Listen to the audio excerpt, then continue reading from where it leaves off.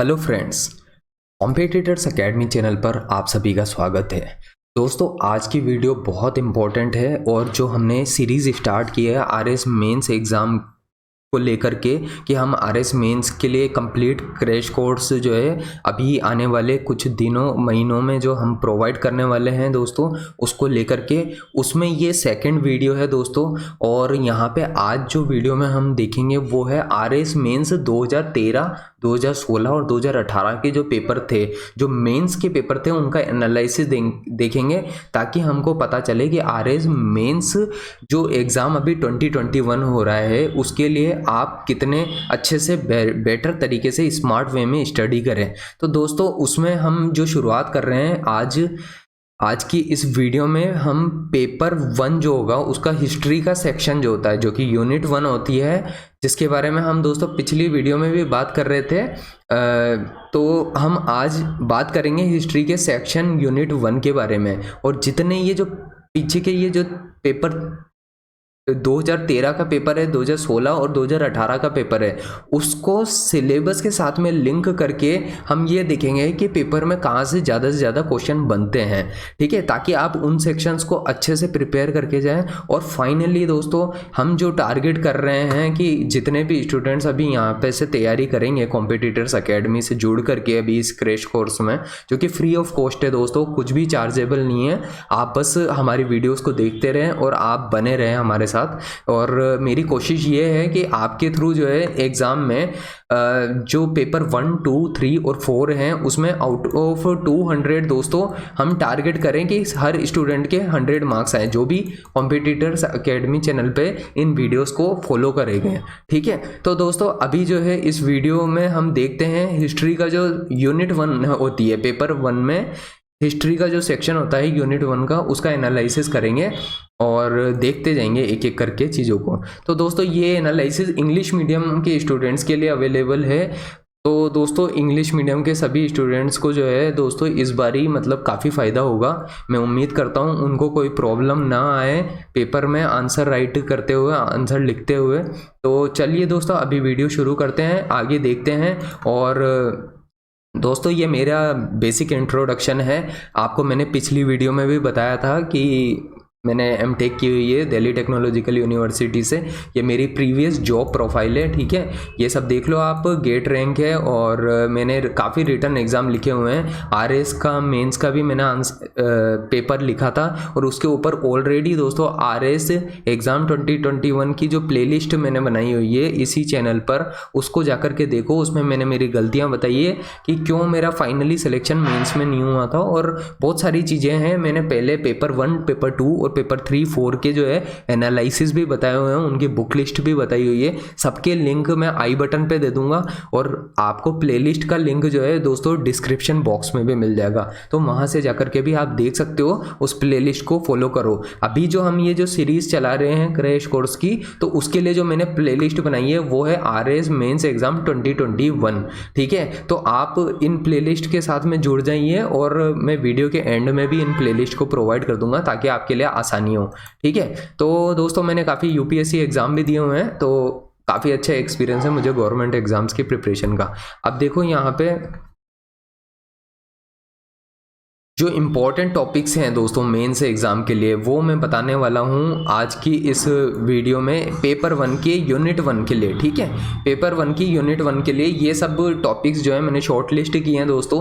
और ये पिछले जो मैं 3 पेपर बता रहा हूँ 2013, 2016, 2018 के, उसके बेसिस पे शॉर्ट लिस्ट किए हैं। और इसको मैं जो है दोस्तों आपको प्रॉपरली जो है पीडीएफ्स पे लेकर के जाऊँगा और वहाँ से समझाऊँगा कि ये जो 2018 का जो पेपर है दोस्तों, पेपर 1 है, वहाँ पे पेपर 2016 का पेपर है और 2016 का एक रिपीटेड पेपर भी था और 2013 का पेपर भी था। जब हम इन सब पेपर्स को और साथ में दोस्तों आरएस मेंस सिलेबस जो है इंग्लिश मीडियम वाला उसको देखेंगे, तो आपको पूरा खेल समझ आ जाएगा कि आरएस में जो आरपीएससी बोर्ड है ये कहाँ से पेपर में क्वेश्चन पूछना चाहती है, ताकि आप जो है अननेसेसरी फोल्डर मटेरियल ना पढ़ें और आप फोकस्ड मटेरियल पढ़ के, जो मैं टारगेट करवाना चाह रहा हूँ आपका, कि आप किस तरह से जो है आउट ऑफ 200 100 से ज़्यादा ही नंबर लेकर के आओगे इस पेपर में। तो वो टारगेट अचीव हो सके। ठीक है, तो चलिए दोस्तों, अभी हम ये इसमें जो इम्पोर्टेंट टॉपिक्स मैं बता रहा था उसको देखते हैं। इससे पहले मैं आपको बता देता हूं दोस्तों, जो हमारा ऑलरेडी पहले वीडियो आई थी RS mains exam 2021 complete crash course for English medium student, इसको जाकर के देख लें, ताकि दोस्तों आपको जो इस एग्जाम के लिए जो अप्रोच आपकी होनी चाहिए वो पूरी प्रॉपरली समझ आए। जो मैंने अप्रोच आपको पिछली वीडियो में बताई थी, अगर वो वीडियो नहीं देखी तो जाके देख लो, सबके लिंक मैं आई बटन पे और डिस्क्रिप्शन बॉक्स में दे दूंगा। नहीं तो दोस्तों फिर आपको समझ नहीं आएगा कि इस वीडियो में मैं क्या कहना चाह रहा हूँ। ठीक है, तो देखिए दोस्तों, ये जो हमारा अभी आज की वीडियो में पेपर 1 का एनालिसिस होने वाला है, जो कि हिस्ट्री पे बेस्ड है। तो जो मुझे इंपॉर्टेंट टॉपिक्स से समझ में आए हैं, जो मेरे को लगता है कि पेपर में नेक्स्ट इस बारी जो 2021 का मेंस का पेपर होगा तब भी पूछे जाएंगे आपसे, वो इस तरह से है कि ये रिलीजियस टेक्स्ट जो होते हैं ऑफ एनी लिटरेचर। देखिए, रिलीजियस टेक्स्ट और एनी लिटरेचर का मतलब ये है दोस्तों, जब हम यहाँ पे सिलेबस देखते हैं तो सिलेबस में जो है आरएस मेंस का सिलेबस जो है, इसमें काफ़ी सारे ऐसे इम्पोर्टेंट टेक्स्ट और लिटरेचर हैं जो कि राजस्थान के अंडर में भी बहुत सारे आते हैं, जैसे कि हरकेली का नाटक हो गया। ठीक है, या फिर जो राणा कुंभा के अंडर में लिखे गए टेक्स्ट थे वो हो गए। उसी तरह से दोस्तों इंडिया के अंडर में भी जब हम बात करते हैं तो अकबर हो गए, ठीक है, उनके काल में कुछ इंपॉर्टेंट टेक्स्ट लिखे गए। और कुछ हमारी हिंदू संस्कृति में भी दोस्तों ऐसे इंपॉर्टेंट टेक्स्ट हैं जो लिखे गए हैं संस्कृत में। क्या संस्कृत भाषा में जो है कई सारे ऐसे टेक्स्ट लिखे गए हैं जिनके नाम आपसे डायरेक्टली पूछे जाते हैं। अब ये सब चीज़ें जो मैं बात कर रहा हूँ, ये सबका सोर्स कहाँ से आया? ये सबका सोर्स आया है दोस्तों जो प्रीवियस ईयर का पेपर है उसका। जब हम अभी एनालिसिस 2018 के पेपर का करेंगे तो आपको समझ में आने लगेगा कि हाँ, किस तरीके के क्वेश्चन आरपीएससी पूछना हमसे चाहती है। ठीक है, क्योंकि जब ये चीज़ समझ आ गई ना हमको कि पेपर किस तरीके से पूछा जाता है, तो हम आसानी से ये आइडिया लगा सकेंगे कि अब हमको पढ़ना क्या क्या है। ठीक है, तो वही टॉपिक मैं आज ये पावर पॉइंट प्रेजेंटेशन पे ये समझा रहा हूँ आपको।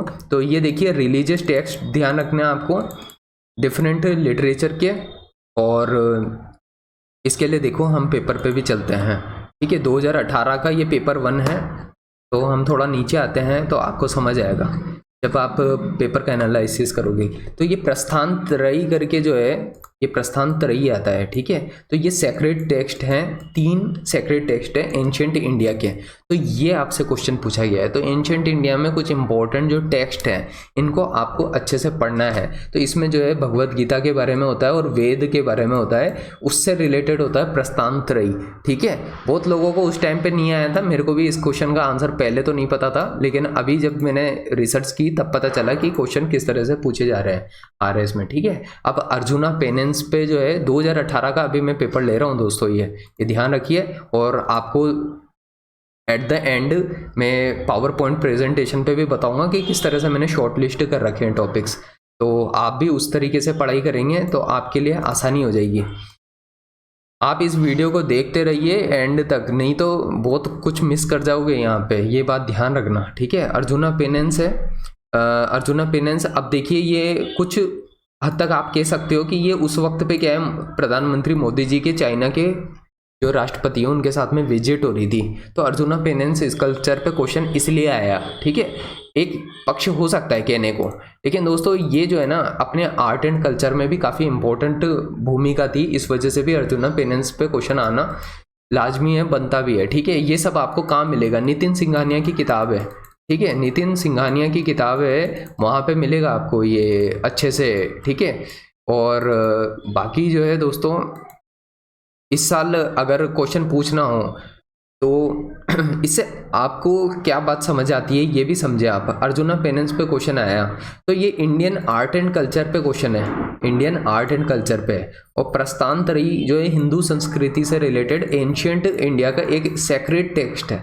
तो ये समझ में आना चाहिए आपको। इस तरह से ब्रॉड आपको ये पता चलेगा कि ब्रॉड एस्पेक्ट जो होता है वो क्या होता है। जो ब्रॉड, जैसे ब्रॉड एस्पेक्ट ये है तो उसका एक सब सेक्शन अगर हम देखें तो ये सब सेक्शन जो है उससे कोई क्वेश्चन पूछा जा रहा है आपसे।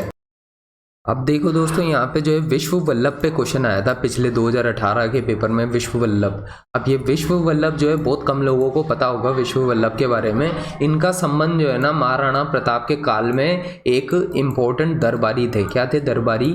और उन्होंने जो है ये किताब लिखी थी विश्व वल्लभ, इसलिए क्वेश्चन आया था। तो अब बात ये आती है कि आपने क्वेश्चन तो देख लिया 2018 के पेपर में, लेकिन अब इसको अगर आप जब तक सिलेबस से लिंक नहीं करोगे तो आपको समझ नहीं आएगी कोई भी चीज़ जो मैं बोल रहा हूँ। वो आप यहाँ पे देखो तो जो हिस्ट्री ऑफ राजस्थान है प्री हिस्टोरिक टाइम से related to close 18th century, तो इससे क्वेश्चन आया था 2016 में। तो वो घोसुंडी करके अभिलेख था, घोसुंडी अभिलेख था, उससे क्वेश्चन आया था। ठीक है। और अभी जो ये आप देख रहे हो ना, ये इंपॉर्टेंट डायनेस्टी से क्वेश्चन आया है। इंपॉर्टेंट डायनेस्टी में जब बात आती है राजस्थान की तो महाराणा प्रताप का काल आता है, तो वो मेवाड़ डायनेस्टी की बात आती है। इसी तरह से मारवाड़ की भी डायनेस्टी है, उसको भी अच्छे से पढ़ें।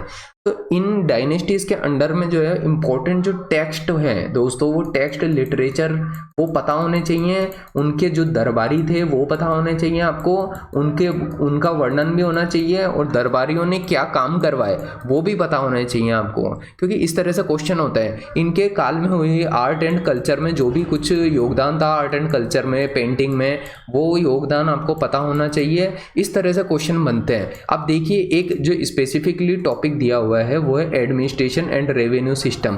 तो दोस्तों इसके ऊपर भी क्वेश्चन आया हुआ है 2018 के पेपर में ही। अब हम देखो जाकर के देखते हैं, तो अब आपको तब समझ आएगा जब मैं उसको आपको वहां पे ले जाकर के दिखाऊंगा। तो ये देखो दोस्तों 2018 का पेपर, अब इसमें जो है ये डोंगजी और जवारजी करके क्वेश्चन आया है एक। तो डोंगजी और जवारजी की तरह है ना, जेता और कूपा हो गया, जेता और कूपा एंड कूपा। इस तरह से जो है ना दोस्तों कैरेक्टर है राजस्थान की हिस्ट्री में, दो दो के पेयर में है ये, जैसे डोंगजी और जवारजी, जेता एंड कूपा। तो इस तरह से क्वेश्चन जो है ना पूछे जा सकते हैं दोस्तों आपसे। ये ध्यान रखना है आपको, इस तरीके के पेयर होते हैं, जैसे कि ढोला मारू हो गया पेयर। तो ये पेयर टाइप के क्वेश्चंस भी पूछ लेते हैं। या फिर किसी राजा के अंडर में कोई राजा है, जैसे मान लो मालदेव है, मालदेव के जो सेनापति थे, ठीक है, तो वो सेनापति का वर्णन है ये। ठीक है, ये इस तरीके से आपको पढ़ना होता है। जो इम्पोर्टेंट सेनापति है मालदेव के अंडर में वो पढ़ने पड़ेंगे। महाराणा प्रताप के अंडर में जो है, राणा कुंभा के अंडर में है, या फिर आप देखो तो उदय सिंह के अंडर में हो सकते हैं। ठीक है, तो इससे क्या है, आप ये प्रीवियस ईयर से एक आइडिया लगा पाते हो कि हमको किस तरह से अप्रोच करना है पेपर को। अब यहाँ पे देखो एक क्वेश्चन आया यूरोपियन एनलाइटनमेंट पे। तो ये यूरोपियन एनलाइटनमेंट जो है ना, ये यहाँ नीचे का टॉपिक हो जाता है। ये सब 2 मार्क्स के क्वेश्चन है दोस्तों, अभी जितने भी चल रहे हैं ये तो 2 मार्क्स के हैं। इस तरह से हम जो है अभी आगे बढ़ेंगे तो 5 और 10 मार्क्स के क्वेश्चन भी आएंगे। ठीक है, तो ये यूरोपियन एनलाइटनमेंट की जब बात आ रही है तो अब आपको यहाँ पे ही समझ आएगा कि ये जो है काफ़ी क्वेश्चन जो है ना, सिलेबस की बात करें हम तो जो मैंने रिसर्च की दोस्तों इन पिछले तीनों पेपर को, तो रेनेसांस से बहुत क्वेश्चन बन रहे हैं, काफ़ी इंपॉर्टेंट है। एनलाइटनमेंट से काफ़ी क्वेश्चन बन रहे हैं, बहुत इंपॉर्टेंट है। और ये वर्ल्ड वार से भी बहुत क्वेश्चन बनाए जा रहे हैं दोस्तों बार बार। ये जो है ना, ये हिस्ट्री ऑफ मॉडर्न वर्ल्ड में जो पार्ट सी है, यहाँ से इन सेक्शन से ज़्यादा क्वेश्चन आए, मैं ये कहना चाहता हूँ। लेकिन दोस्तों इंडस्ट्रियल रेवोल्यूशन से शायद उतने क्वेश्चन नहीं बने जितने बनने चाहिए थे, या रिफॉर्मेशन, या फिर imperialism and colonialism in Asia and Africa. लेकिन क्या इसका मतलब ये हुआ कि अगले साल जो 2021 का मेंस का पेपर होगा वहाँ पे ऐसे क्वेश्चन नहीं आएंगे? वहाँ से भी क्वेश्चन आएंगे दोस्तों। ठीक है, इन एरिया से भी क्वेश्चन आएंगे, तो आपको प्रिपेयर जरूर करके जाना है, नोट्स सबके बना के रखने हैं। क्योंकि दोस्तों हो सकता है इस साल ये लोग रिफॉर्मेशन, इंडस्ट्रियल रेवोल्यूशन और इंपीरियलिज्म एंड कॉलोनियलिज्म से क्वेश्चन पूछ लें। लेकिन जब आप अपनी पढ़ाई कर रहे हो तो हमेशा ये बात का ध्यान रखना कि जो मैंने बताई थी पिछली वीडियो में अप्रोच की, 2 नंबर, 5 नंबर और 10 नंबर का आपको सोच करके चलना है कि इस टॉपिक से कॉलोनियलिज्म की अगर बात की जाए तो इस टॉपिक से 2 नंबर का क्वेश्चन बनेगा तो किस तरीके का बनेगा, या 5 नंबर का क्वेश्चन बनेगा तो किस तरह का बनेगा, या 10 नंबर का क्वेश्चन बनेगा तो किस तरीके का बनेगा। ये जब चीज़ें आपको क्लियर होने लगती है ना, तब आप पेपर को जो है अच्छे से टैकल कर पाओगे। आप रेडी होकर के जाओगे, पेपर देने से पहले ही आपके दिमाग में चीज़ें रेडी होनी चाहिए, ठीक है। ये मैं बताना चाहता हूँ इस वीडियो के माध्यम से। अब देखो 2018 के पेपर में हम थोड़ा और आगे बढ़ते हैं। तो देखिए दोस्तों, हड़प्पा सिविलाइजेशन बहुत इंपॉर्टेंट है। हड़प्पा साइट पे जो भी आर्ट एंड कल्चर का योगदान था, जैसे ब्रॉन्ज इमेजेस पे शॉर्ट नोट लिखने को आया है यहाँ पे, फाउंड फ्रॉम हड़प्पा साइट्स। तो ये आपको बहुत अच्छे से समझना होगा, इसके ऊपर पॉइंट लिखने होंगे और ये 5 मार्क्स का क्वेश्चन है। इससे पिछले साल दोस्तों डांसिंग गर्ल के ऊपर क्वेश्चन आ गया था, ठीक है, डांसिंग गर्ल पे आ गया था। हो सकता है दोस्तों वो आपसे इस तरह से क्वेश्चन नहीं पूछे तो कुछ और तरीके से जो है आर्ट एंड कल्चर पे पूछ ले। वो पूछे आपसे कि भाई मोहनजोदाड़ो जो थी सभ्यता, मोहनजोदाड़ो का जो था एक्चुअली स्पेसिफिकली उसी के ऊपर 5 नंबर का क्वेश्चन पूछ ले कि मोहनजोदाड़ो के ऊपर आप जो है टिप्पणी करें, ठीक है, उसके ऊपर कमेंट्री करें अपनी 5 मार्क्स में। तो उसका जो आर्ट एंड कल्चर है स्पेशली आप उसके बारे में बताएं, वहाँ के लोगों की संस्कृति बताएं और वहाँ पे कैसा रेवेन्यू का सिस्टम था, वहाँ किस तरीके के स्ट्रक्चर थे, इंफ्रास्ट्रक्चर कैसा था, वो बताएं। वो आपसे पूछा जा रहा है 5 मार्क्स में। और जब भी आप दोस्तों आंसर लिखेंगे तो बिल्कुल फोकस्ड लिखें। जो पेपर के क्वेश्चन की जो डिमांड होती है ना दोस्तों, उस क्वेश्चन की डिमांड के हिसाब से आंसर लिखा जाता है। आपके मन में कुछ भी आया अगर आप वो लिखोगे, फेंकोगे, फेंकने से यहाँ पे मार्क्स नहीं मिलेंगे राजस्थान के पेपर में। ये मेरा बहुत अच्छे से एनालिसिस है, यहाँ पे फेंकने से मार्क्स नहीं मिलते हैं। अब देखिए जो 2018 के पेपर में भारतेंदु हरिश्चंद्र था, ठीक है, तो भारतेंदु हरिश्चंद्र के ऊपर क्वेश्चन आए थे। तो he was the precursor of modern trend in Hindi literature, ठीक है, भारतेंदु हरिश्चंद्र के ऊपर क्वेश्चन आ गया। ये थोड़ा टफ टाइप का क्वेश्चन था दोस्तों पेपर में, और हर किसी को नहीं पता होता है भारतेंदु हरिश्चंद्र का क्या योगदान था मॉडर्न ट्रेंड में हिंदी लिटरेचर में, ठीक है। तो लेकिन दोस्तों अगर इस तरह का क्वेश्चन इस साल आया तो फिर अगले साल हो सकता है रविंद्रनाथ टैगोर के ऊपर आ जाए। क्या रविंद्रनाथ टैगोर के ऊपर आ जाए दोस्तों, आपसे वो भी पूछा जा सकता है, ठीक है, रविंद्रनाथ टैगोर का क्या योगदान था। तो क्वेश्चन पूछने के तरीके अलग हो सकते हैं, ठीक है, लेकिन आपको ये समझना है कि मेनली बात घूम फिर करके इनके आर्ट एंड कल्चर पे ही आ रही है या फिर इम्पोर्टेंट टेक्स्ट पे आ रही है। इसलिए मैं दोस्तों आपको कह रहा हूँ कि ये जो मैंने बनाई पूरी फाइल ये बनाई है पावर पॉइंट प्रेजेंटेशन पे, तो इसलिए मैंने रिलीजियस टेक्स्ट बोला है और एनी लिटरेचर बोला है, अर्जुना पेनेंस बोला है। तो इंडियन स्कल्पचर जितनी भी है वो पता होनी चाहिए। इंडियन स्कल्पचर, इंडिया के टेम्पल्स हो सकते हैं, आप देखो टेम्पल्स भी आपको पता होना चाहिए। पंचायतन स्टाइल क्या होती है आपको वो पता होनी चाहिए। जैसे इंडिया में जैसे आप शिखरा टाइप के टेम्पल क्या होते हैं, शिखर, और वो क्या होते हैं नॉर्दर्न जो टेम्पल है उनका साउदर्न जो द्रविडियन स्टाइल होती है उससे कैसे डिफरेंस है, ऐसे क्वेश्चन पूछ सकते हैं आपसे।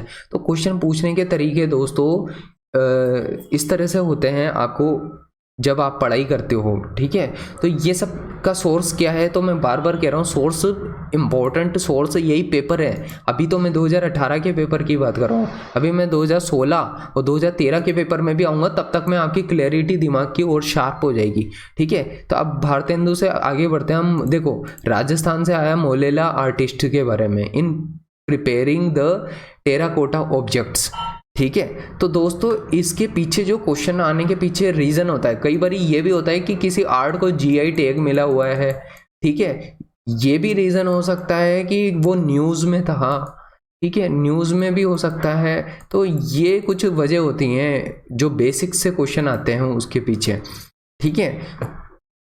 अब देखो मोलेला की बात हुई तो मैं आपको बताता हूँ, सिलेबस में जाओगे तो देखोगे कि मोलेला का क्या टॉपिक है। तो ये है टॉपिक हैंडीक्राफ्ट का। तो हैंडीक्राफ्ट आपकी प्रिपेयर होनी चाहिए। इस साल मोलेला पे आया, अगले साल किसी और के ऊपर आ जाएगा दोस्तों। आपको जो है वो याद होने चाहिए अच्छे से।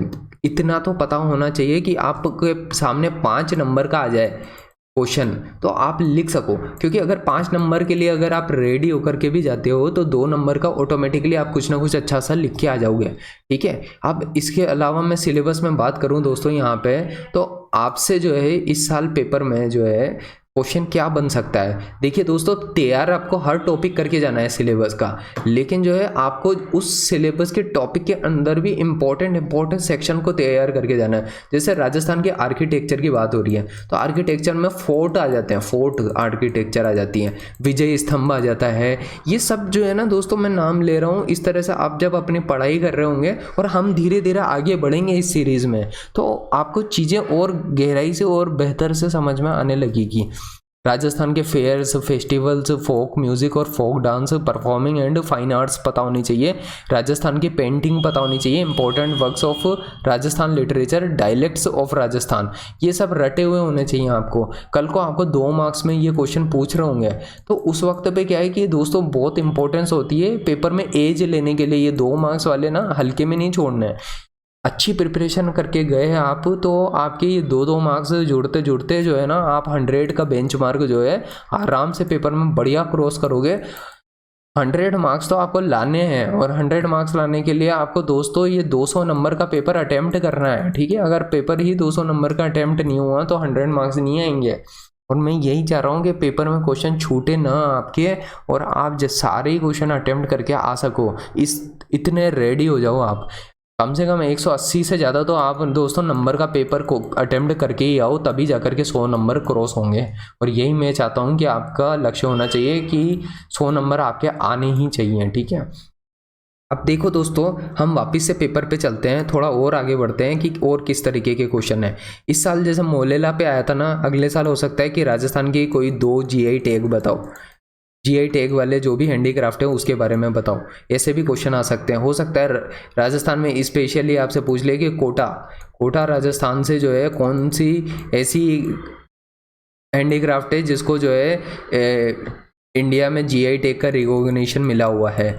ऐसे क्वेश्चन भी आ सकते हैं, तो ठीक है, आपको रेडी रहना पड़ेगा, मतलब मैं ये कहना चाहता हूँ। अब देखो यहाँ पे नेक्स्ट क्वेश्चन है, discuss the cause of peasant unrest in जागीरदारी एरिया ऑफ राजस्थान। तो देखो दोस्तों, राजस्थान का रेवेन्यू और एडमिनिस्ट्रेशन जो सिस्टम है उससे भी क्वेश्चन आ गया है, और कॉज ऑफ पीजेंट अनरेस्ट, ठीक है। तो ये जो राजस्थान में जो है किसान आंदोलन हुए थे, अब मैं आपको बताता हूँ, ये यहाँ पे मेंस का सिलेबस में चलते हैं तो ये बहुत इंपॉर्टेंट हो जाता है। जब राजस्थान का, एक तो ध्यान रखना 1857 की क्रांति में क्या योगदान था, राजस्थान का 1857 से लेकर के 1947 तक क्या रहा, राजस्थान का क्या किसान आंदोलन रहे मेनली तो राजस्थान में, तो वो सारे किसान आंदोलन का पता होना चाहिए। बिजोलिया, बेगू और भी बहुत सारे हुए थे, वो सब याद होने चाहिए आपको अच्छे से। तो मैं आपको यही बताना चाहता हूँ कि अपनी अप्रोच इट कैसे डेवलप होती है। राजस्थान में जो ट्राइबल मूवमेंट हुए वो आपको याद होने चाहिए अच्छे से। मीणा संप्रदाय का हुआ, या फिर भील आंदोलन हुआ था, भील, ठीक है, ये पता होने चाहिए। इनमें जो इम्पोर्टेंट लीडर्स थे दोस्तों, लीडर्स के बारे में अच्छे से रटा हुआ होना चाहिए। अगर वहाँ पे पेपर में 2 मार्क्स में क्वेश्चन पूछ लिया तो आप तैयार होने चाहिए उस वक्त पे। मैं आपको कहीं से कहीं डरा नहीं रहा हूँ, मैं आपको के लिए चीज़ें बहुत आसान कर रहा हूँ। जो वक्त मेरे को लगा दोस्तों समझने के लिए, ठीक है, वो वक्त आपको नहीं लगे, इसलिए मैं ये सब चीज़ें बता रहा हूँ। और बिल्कुल आसान सिंपल पेपर होता है राजस्थान का दोस्तों। अगर आप प्रिपरेशन सही समझ के साथ, सही दिमाग डेवलप करके गए और अच्छे से लिख के आए, तो आपको मार्क्स बहुत अच्छे मिलेंगे, ये मेरा विश्वास है, ठीक है। और देखिए दोस्तों, इंपॉर्टेंट डायनेस्टी से अब तक क्वेश्चन आ चुके हैं। एडमिनिस्ट्रेटिव एंड ये जो रेवेन्यू सिस्टम है, जो अभी अपन ने पढ़ा ना जागीरदारी वाला सिस्टम, वो यहाँ से आया है, रेवेन्यू एडमिनिस्ट्रेशन के सिस्टम से। तो ये पता होना चाहिए आपको, जागीरदारी सिस्टम हुआ, और भी कई तरीके के राजस्थान में सिस्टम चल रहे थे, वो सारे पता होने चाहिए। और राजस्थान के कस्टम्स भी पता होने चाहिए, उस पर भी आगे चलेंगे तब पता चलेगा आपको। राजस्थान में महिलाओं के आभूषण होते हैं, राजस्थान के डिफरेंट डायलेक्ट्स होती हैं, ये देखिए यहाँ पे टॉपिक्स हैं और पेपर में क्वेश्चंस आएंगे दोस्तों। इससे मैं यही कह रहा हूँ, इंपॉर्टेंट वर्क्स ऑफ राजस्थान के लिटरेचर बिल्कुल क्लियर बोला गया है। राजस्थान लिटरेचर पे इंपॉर्टेंट वर्क क्या हुआ है, वो सारे जितने भी हैं, मान लो 50 हैं, तो वो 50 के 50 नहीं पढ़ने हैं दोस्तों। मैं ये कहना चाहता हूँ, उनमें से भी 10 से 15 ऐसे होंगे जो इतने इम्पोर्टेंट होंगे कि वहीं से राजस्थान में RPSC क्वेश्चन पूछेगी, ताकि आप रेडी रहो उस तरीके के पेपर को अटेम्प्ट करने के लिए, ठीक है। यही मेरा पर्पज़ है, ठीक है। आप ये नहीं है कि डायलेक्ट पढ़ रहे हो तो सारी डायलेक्ट रटने लगे, आप इम्पोर्टेंट को फोकस में लो और उनको अपने दिमाग में बिल्कुल रखो, ताकि पेपर में जैसे ही आए बिना सोचे आपको सिर्फ रट्टा जो आपने मारा, जो आपने याद किया वो लिख के आओ और आप अपने पूरे मार्क्स लेकर के जाओ, ठीक है। संत और लोक देवता पे अब तक दोस्तों मैंने देखा नहीं कि बहुत ज़्यादा क्वेश्चन आए, ठीक है। एमिनेंट पर्सनैलिटीज़ ऑफ राजस्थान में भी उतना क्वेश्चन नहीं आए हैं, लेकिन हो सकता है कि जैसे बिजोलिया का आंदोलन था वो चलाया गया था जिन भी लीडर्स के द्वारा, तो उन पे क्वेश्चन पूछ लिया जाए, उनके जीवन काल पे पूछ लिया जाए कि उनका क्या योगदान रहा, ऐसे पूछ लें। विजय सिंह पथिक जैसे मैं आपको बताता हूँ, जमना लाल बजाज हो गए, ठीक है। देखो पहले क्वेश्चन नहीं आए, लेकिन इस साल क्वेश्चन आ सकते हैं। मैं यही कह रहा हूँ कि आप रेडी रहो अगर विजय सिंह पथिक के ऊपर कुछ लिखने को आ जाए। यार तो ये तो मेन लीडर रहे ना अपने राजस्थान के लिए, अब इनका भी नहीं पता होगा, इनके भी बारे में डिटेलिंग नहीं होगी, तो फिर क्या मतलब बनता है अपन एग्जाम की तैयारी करने का। जमना लाल बजाज हो गया, इनके बारे में पता होना चाहिए। एक कुंवर सिंह थे, कुंवर सिंह, उनका क्या योगदान था, ये जब कुशाल सिंह थे या कुंवर सिंह थे, अभी मेरे को एग्जैक्ट ध्यान नहीं आ रहा है, जब 1857 की क्रांति थी उसमें क्या योगदान था इम्पोर्टेंट लीडर्स का। ये चीज़ें जो है ना आपको क्लियर होनी चाहिए, मैं यही चाह रहा हूँ आपसे। अब देखो थोड़ा सा हम पेपर में और आगे बढ़ते हैं 2018 के पेपर में, नहीं तो बहुत टाइम लगेगा। देखो ये क्वेश्चन बहुत आ रहा है, ये पोस्ट इंडिपेंडेंट हिस्ट्री जब बात होती है ना तो उससे जो क्वेश्चन आ रहे हैं दोस्तों वो इंडिया के इंटीग्रेशन से रिलेटेड आ रहे हैं। अगर इंडिया के इंटीग्रेशन जैसे अलग अलग स्टेट्स को जोड़ा तो उससे रिलेटेड आ रहे हैं। अब या फिर देखो क्वेश्चन पूछने का तरीका पूछ लिया, स्टेट रीऑर्गेनाइजेशन कमीशन पे आ गया यहाँ पे क्वेश्चन। ये 2018 के पेपर में क्वेश्चन जो आया था, व्हाट वर द सजेशंस पूछी गई है given by the state reorganisation commission to strengthen the national unity. तो ये पूछा गया है क्वेश्चन, उस कमिटी के मेंबर पूछे जा सकते हैं नेक्स्ट ईयर, और हो सकता है 2 मार्क्स का ही क्वेश्चन आ जाए सिर्फ, ठीक है। तो क्वेश्चन पूछने के तरीके समझो आप कि किस तरह से पूछा जा रहा है। हो सकता है 5 मार्क्स का क्वेश्चन आ जाए, हो सकता है 10 मार्क्स का, पूरे इंडिया का इंटीग्रेशन कैसे हुआ उसमें आ जाए क्वेश्चन। तो क्वेश्चन पूछने के तरीके समझो आप, ये आरपीएससी किस तरह से क्वेश्चन पूछ रही है, ठीक है। ये मैं आपको थोड़ा सिलेबस में जाके दिखाता हूँ। तो ये देखो ये पूरा क्लियरली दिया हुआ है, डिफाइंड है कि post independence consolidation and reorganisation, और इसमें भी बोला गया accession of princely states and linguistic reorganisation of the states, ठीक है। एक्सेशन ऑफ प्रिंसली स्टेट्स की बात हो रही है यहाँ पे, और लिंग्विस्टिक जो रीऑर्गेनाइजेशन ऑफ द स्टेट्स है। तो दोस्तों भाषा के आधार पे जो रीऑर्गेनाइजेशन हुआ था इंडिया में स्टेट्स का वो पूछा गया है। और देखो 6 स्टेट्स के साथ में विवाद हो रहा था, याद रखना, जम्मू कश्मीर, भोपाल और ये जोधपुर साइड की भी डायनेस्टी थी, आप जैसलमेर, तो आप इन सब का जो है हैदराबाद होगी, इन सब का ध्यान रखना, जूनागढ़ होगी, ठीक है। इन सब का अगर आप जहाँ पे कंट्रोवर्सी थी तो आरएस जो है ना डेफिनेटली मुझे पता है कि ये वहीं से क्वेश्चन पूछेंगे आपसे फिर से, ठीक है। राजस्थान का इंटीग्रेशन जो हुआ था वो भी अच्छे से पढ़ के जाएं, क्योंकि राजस्थान का एकीकरण बहुत बहुत बहुत इंपॉर्टेंट है। क्वेश्चन पक्का मेरे को तो विश्वास है कि आ सकता है दोस्तों।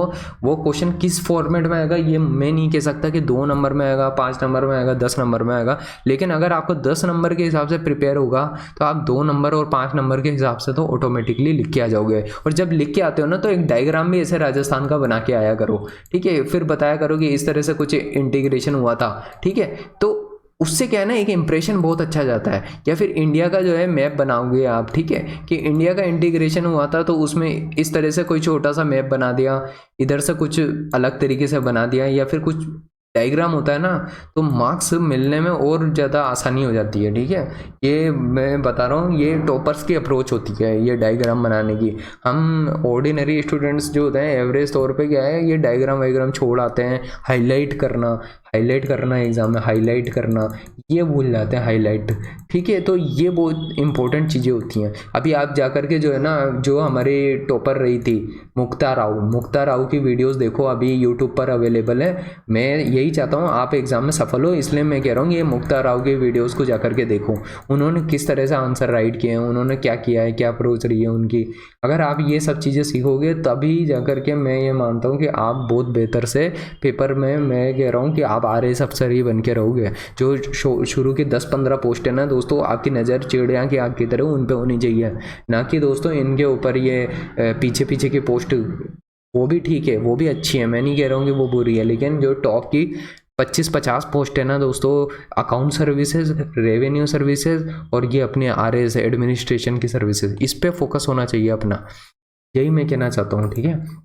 अब देखो थोड़ा सा और आगे बढ़ते हैं 2018 के पेपर में ही, और आपको समझ में आ रहा होगा अब तक जो चीज़ें मैं बता रहा हूँ यहाँ पे। और यही चीज़ें दोस्तों मैंने ये पावर पॉइंट प्रेजेंटेशन में भी लिखी हुई है। ये अर्जुना पेनेंस हो गया, Harappan culture and art and culture हो गया, इसकी अच्छे से तैयारी करके जाएँ। हड़प्पन कल्चर से बहुत क्वेश्चन बन सकते हैं। और अभी मैं बताऊँगा आपको राजस्थान का भी, जो हड़प्पन सभ्यता से रिलेटेड दोस्तों जो इम्पोर्टेंट साइट्स थी, एंशियंट साइट भी थी, मीडिएवल साइट्स भी थी, और जिस से भी थी, तो वो सबका के बारे में डिटेलिंग पता होनी चाहिए। कि जैसे बागोर पे क्वेश्चन आया है, जैसे कालीबंगा पता होना चाहिए आपको, ठीक है। आहड़ करके सभ्यता थी, उसका पता होना चाहिए, ठीक है, ताकि आप अगले साल अभी ये जो 2021 में मेंस का पेपर होगा तब अच्छे से क्वेश्चन का आंसर लिख के आओ, ठीक है। अब देखो ये जेता और कोपा, ये इसके ऊपर क्वेश्चन बन सकता है इस साल। जैसे पिछले साल अभी डूंजी और ये डोंगजी और जवार जी पे क्वेश्चन बना है।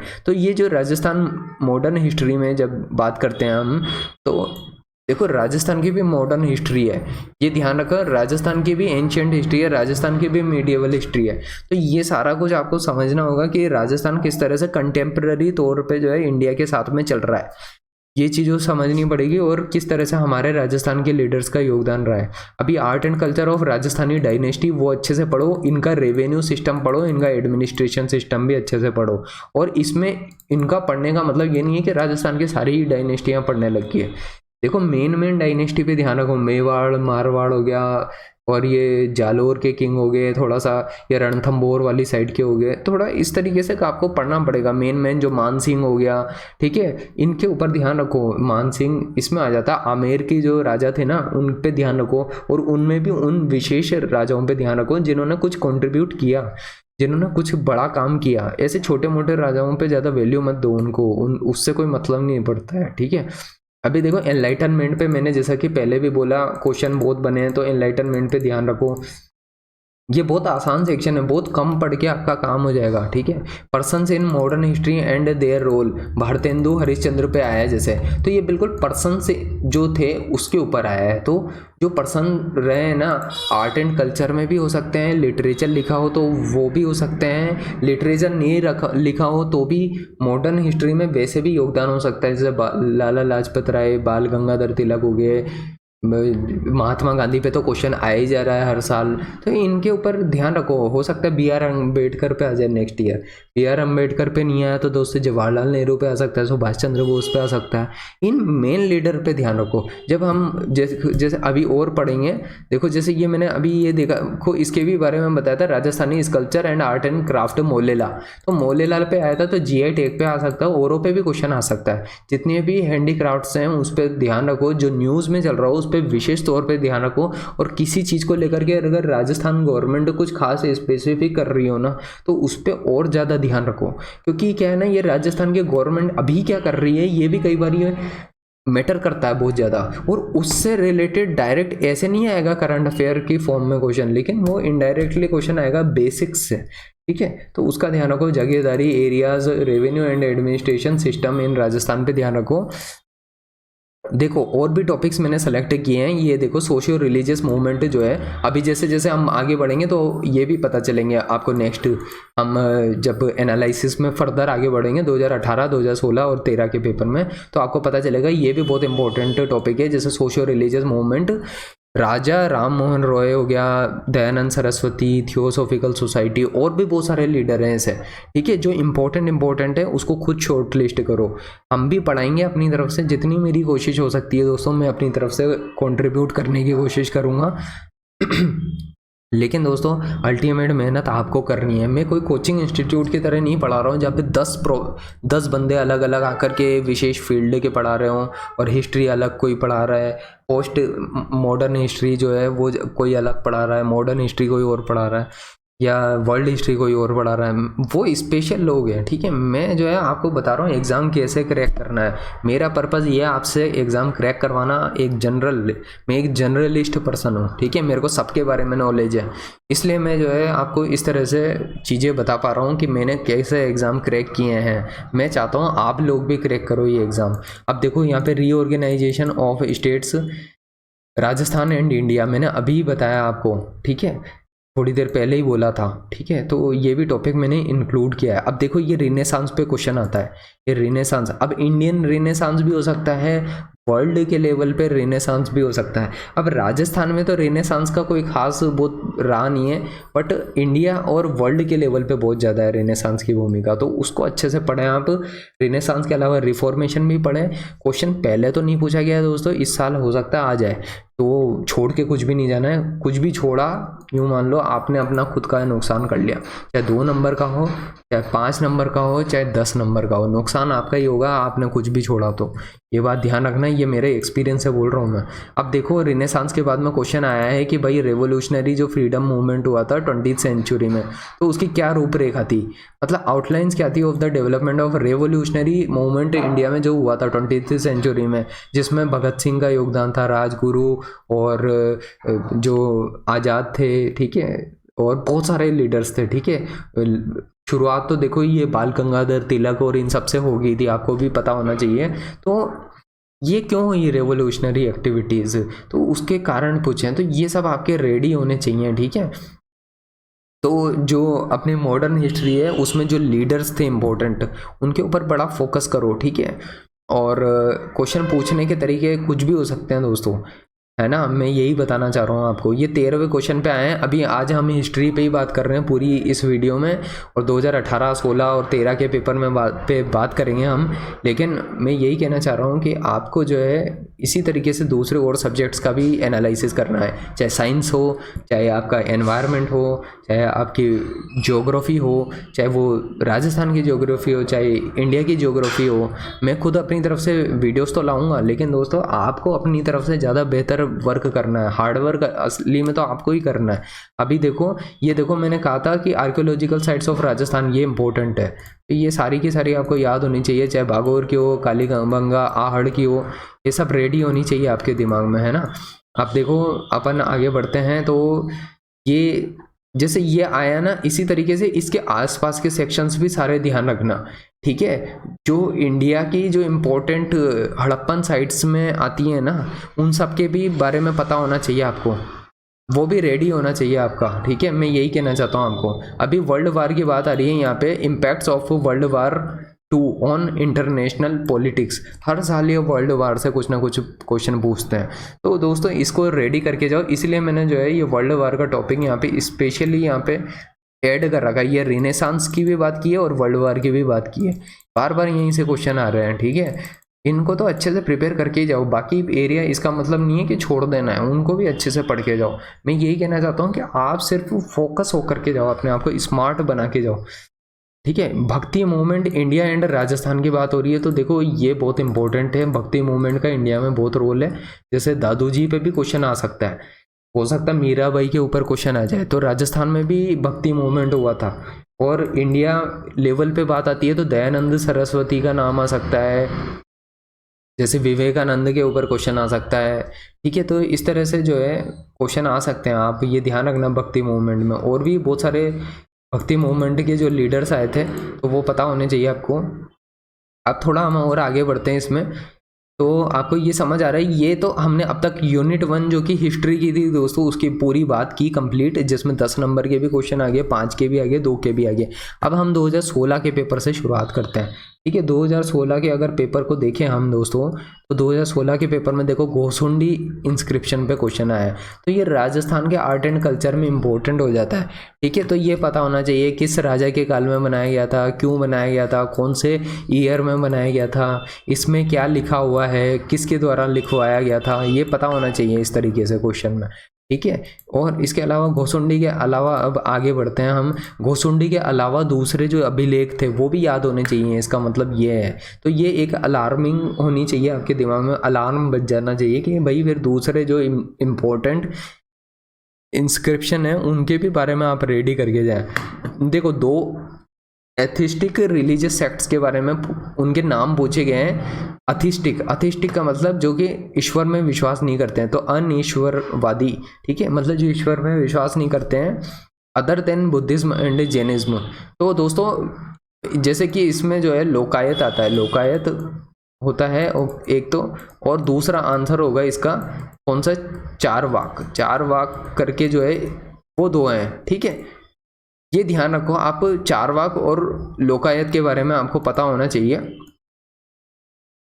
लेकिन दोस्तों क्वेश्चन पूछने का तरीका अगले साल कुछ और भी हो सकता है। मैं ये कह रहा हूँ कि ये सारे जो है ना इम्पोर्टेंट रिलीजन जो है ना राजस्थान इंडिया लेवल पे भी जो एंशियंट हिस्ट्री में अपने इम्पोर्टेंट थे, चारवाक, लोकायत, बुद्धिज्म, जैनिज्म, ठीक है, क्रिश्चियनिज्म भी हो सकता है, क्रिश्चियनिटी जो है उसका भी क्या योगदान रहा है मतलब इंडिया में, हो सकता है। पूछने का तरीका कुछ भी हो, कब आया था, हो सकता है दोस्तों क्वेश्चन ऐसे पूछ लें कि जो इंडिया में डिफरेंट अटैक्स हुए थे, ठीक है, जैसे कि ये अगर कहें तो दोस्तों कुषाण डायनेस्टी आई थी, कुषाण, ठीक है, कुषाणा करके डायनेस्टी आई थी, कुषाण, और बहुत सारे थे, 4-5 है ना दोस्तों क्रोनोलॉजी में आए थे, ठीक है, ग्रीक आए थे।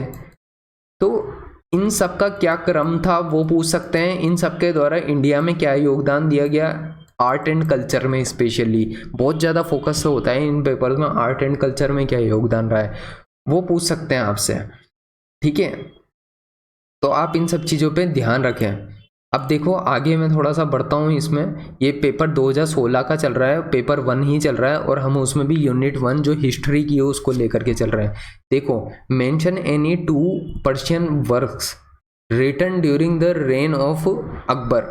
तो अकबर के काल में जो लिखे गए थे, ठीक है, 2 इंपॉर्टेंट पर्शियन वर्क्स ये पूछे गए। कल को हो सकता है आपसे हुमायूं के काल में पूछ लिया जाए, हो सकता है बाबर के टाइम पे कुछ हुआ था क्या, हो सकता है जहांगीर के बारे में पूछ ले, जहांगीर नहीं तो शाहजहां का पूछ ले, शाहजहां नहीं तो अलाउद्दीन खिलजी पूछ ले, औरंगजेब पूछ ले, कुछ भी पूछ सकते हैं। इस तरह से आप रेडी रहने चाहिए इन चीज़ों के लिए कि किस तरीके से ये उनके द्वारा जो योगदान किया गया था वो पूछा जा सकता है। मेनली तो दोस्तों ये जो सबसे इम्पोर्टेंट किंग होता है ना, जैसे अकबर सबसे ज़्यादा इम्पोर्टेंट किंग था, इसलिए इस पे क्वेश्चन पूछा गया है मुगल काल में तो। और जब सल्तनत का काल आता है, जब टर्क्स आए थे, टर्क, तो उस टाइम में जो है अलाउद्दीन खिलजी, मुझे ऐसा लगता है कि इसके ऊपर क्वेश्चन बनना चाहिए, अलाउद्दीन खिलजी। और जब तुगलकों की बात आती है तो मोहम्मद तुगलक था, ठीक है, मोहम्मद तुगलक हो गया, फिरोज शाह तुगलक होता है, ठीक है, गियासुद्दीन तुगलक होता है। इन पे भी क्वेश्चन आ सकता है दोस्तों, लेकिन इनके द्वारा क्या कंट्रीब्यूशन किया गया था, हो सकता है क्वेश्चन आ जाए शेर शाह सूरी के ऊपर, ठीक है। शेर शाह सूरी का इंडिया में बहुत ज़्यादा योगदान रहा है, अगर आप थोड़ा सा ध्यान से पढ़ोगे तो आपको पता चलेगा। और फिर राजस्थान में तो इसने अटैक किया था, गिरी सुमेल का युद्ध हुआ था, एक गिरी सुमेल का युद्ध हुआ था दोस्तों। तो आप समझे कि गिरी सुमेल के युद्ध में जब योगदान था, तो आप समझे मालदेव और गिरी सुमेल का युद्ध, इनके बारे में पता होना चाहिए आपको। तो इस तरह से पढ़ाई होती है एक्चुअली, मैं यही कहना चाह रहा हूँ आपको। फ्रंटियर गांधी की बात हो रही है यहाँ पे नेक्स्ट क्वेश्चन में। फ्रंटियर गांधी जो है अब्दुल गफ्फार खान को बोलते हैं, ठीक है, खान अब्दुल गफ्फार खान करके थे एक, उनको फ्रंटियर गांधी बोलते हैं। तो उनका क्या योगदान था, वो कब आए थे, उन्होंने कौन सा मूवमेंट चलाया था, किस दल का गठन किया था, तो क्वेश्चन इस तरह से आया है।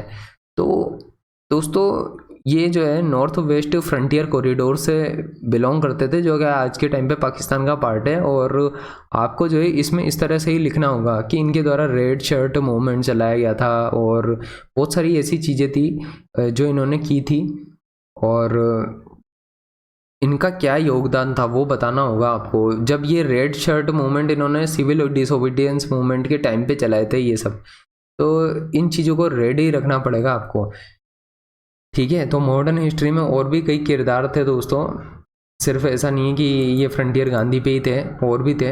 अब देखो एक नेक्स्ट क्वेश्चन है, explain the meaning of term white man's burden.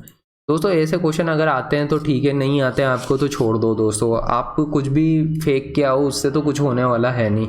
ठीक है, कुछ कुछ क्वेश्चन तो होंगे जो थोड़े से टफ होंगे, ठीक है। तो वही मेरा पर्पज़ है कि आप जो चीज़ें हम प्रेडिक्ट कर सकते हैं वो तो कम से कम रेडी रखो। नेक्स्ट क्वेश्चन पे चलते हैं। Discuss the salient feature of fort architecture इन राजस्थान। मैंने बिल्कुल क्लियर बोला कि राजस्थान के आर्किटेक्चर, राजस्थान का आर्ट एंड कल्चर बहुत इंपॉर्टेंट है। अच्छे से प्रिपेयर करके जाओ इन सब चीज़ों को, ठीक है। अभी तक मैंने देखा है दोस्तों पेपर में कोई सेंट पे नहीं आया क्वेश्चन, कोई लोक देवता पे नहीं आ रहा, एमिनेंट पर्सनैलिटीज़ ऑफ राजस्थान पे भी उतने क्वेश्चन नहीं आ रहे हैं। लेकिन इसका मतलब ये नहीं है कि आप छोड़ के चल जाओ, लेकिन मैं बस आपको ये बता रहा हूँ सबसे ज़्यादा क्वेश्चन आ रहे हैं important words in Rajasthan literature, इस पे आया है। डायलेक्ट पे नहीं आया अभी तक क्वेश्चन, हो सकता है आ जाए अगले साल, ठीक है। राजस्थान के परफॉर्मिंग एंड फाइन आर्ट को अच्छे से पढ़ के जाए, हैंडीक्राफ्ट अच्छे से पढ़ के जाए और आर्किटेक्चर अच्छे से पढ़ के जाए। राजस्थान के दोस्तों जो फेस्टिवल है ना उस पर क्वेश्चन आता है, तो ये आता है कि डेट पूछते हैं वो आपसे, और डेट भी हिंदी मास में पूछते हैं। हिंदी में मतलब होता है दोस्तों फाल्गुन में, जैसे होली आती है फाल्गुन में, ठीक है। तो आपको इस तरह से लिखना होगा वो पूरा का पूरा फाल्गुन, तृतीया और इस तरीके से जो होता है ना वो पता होना चाहिए। और स्पेशली तीज राजस्थान में बहुत इंपॉर्टेंट होती है। तीज का त्यौहार हुआ राजस्थान में जो है, और भी दूसरे जो त्यौहार होते हैं, ठीक है। गणेश चतुर्थी हुई, कृष्ण जन्माष्टमी हुई, ठीक है। राजस्थान के कोई स्पेशल इम्पोर्टेंट मेले हुए, वो कब मनाए जाते हैं वो पता होना चाहिए। तो मैं उम्मीद करता हूँ दोस्तों इस सब चीज़ों से जो है आपको एक मोटा मोटा आइडिया लगेगा कि अब आपको पढ़ना कैसे है। अब और आगे बढ़ते हैं हम। There was a rich tradition of nirgun bhakti. अब ये निर्गुण भक्ति की बात आ रही है ना दोस्तों, तो आपके दिमाग में आ जाना चाहिए निर्गुण और सगुण। निर्गुण के साथ में सगुण भी होता है, और ये सब मीडिएवल इंडिया का था। मतलब ये भक्ति मूवमेंट इंपॉर्टेंट है दोस्तों, तो भक्ति मूवमेंट अच्छे से पढ़ के जाओ। और इसमें मीरा का क्या योगदान है, दादू जी का क्या कॉन्ट्रीब्यूशन है, दूसरे भी और बहुत सारे भक्ति सेंट आए थे, उनका क्या संतों का योगदान रहा है वो पढ़ना है। निम्बार्क संप्रदाय का भी पता होना चाहिए आपको, निम्बार्क का, ठीक है। और भी हैं दोस्तों, उन सबको अच्छे से रेडी रखें। ये थोड़ा सा अपने मीडिएवल इंडिया की चीज़ होती है। और सूफी संत भी पूछ सकते हैं वो, और सूफी संत में भी ऐसा नहीं सारे के सारे संत पढ़ने लगे, सिर्फ इम्पोर्टेंट पे ध्यान दो, ठीक है। सब पे ध्यान देने की कोई ज़रूरत नहीं है सूफी संतों में भी। अब देखो आगे बढ़ते हैं थोड़ा हम, ये highlights of similarities and differences between Bundi and Kishangarh schools of Rajasthani painting. मैंने पहले भी बोला दोस्तों, अभी भी बोल रहा हूँ, राजस्थान की पेंटिंग्स बहुत इंपॉर्टेंट है। इससे हर साल 1-2 क्वेश्चन आने की प्रोबेबिलिटी होती है, तो आप रेडी रखें इसको। हो सकता है अगले साल बूंदी और किशनगढ़ पे नहीं आए तो हो सकता है आमेर की पे आ जाए, आमेर पे नहीं आए तो कोटा की पे आ जाए, कोटा पे नहीं आए तो दोस्तों जो मेवाड़ की पेंटिंग थी, चावड़ स्टाइल ऑफ पेंटिंग थी, उस पर क्वेश्चन आ जाए, चावड़ करके एक थी, ठीक है। और ये किसके काल में बनी थी, ये सब चीज़ें इस तरह से क्वेश्चन आते हैं। जहांगीर का क्या कंट्रीब्यूशन था पेंटिंग में, ऐसे क्वेश्चन पूछ सकते हैं। या अकबर के काल में, या जहांगीर नहीं तो जो शाहजहाँ था उसके काल में क्या योगदान था। इस तरह से क्वेश्चन पूछने के तरीके होते हैं, मतलब इनके जो आरपीएससी क्वेश्चन पूछती है। Contribution of Shah Jahan in the field of Mughal architecture. तो आप देख लो दोस्तों, आपको अब तक में समझ में आने लगा होगा कि पढ़ाई कैसे करनी है आखिर तौर पे, ठीक है। मैं यही कह रहा हूँ आपको, ये बार बार सिलेबस और क्वेश्चन पेपर को देखो, इनको लिंक करो और उस अकॉर्डिंग अपने स्मार्ट टॉपिक बनाओ, जिस तरह से मैंने ये बना रखे हैं यहाँ पे, ठीक है। ये भक्ति मूवमेंट हो गया, रिनेसांस वर्ल्ड वार हो गई, राजस्थानी पेंटिंग होगी। अभी आप महात्मा गांधी का भी पे भी क्वेश्चन देखोगे तो महात्मा गांधी, जैसे महात्मा गांधी इंपॉर्टेंट लीडर्स थे, वैसे ही BR अम्बेडकर, जवाहरलाल नेहरू, जो हमारे सुभाष चंद्र बोस थे, वो ये सब इम्पोर्टेंट लीडर थे। इसी तरह से राजस्थान में भी विजय सिंह पथिक, जमनालाल बजाज, बहुत सारे प्रजामंडल मूवमेंट हुए, वो इम्पोर्टेंट है। तो इस तरह से राजस्थान का क्या कॉन्ट्रीब्यूशन रहा इंडिया की आज़ादी में, वो भी पूछा जा सकता है।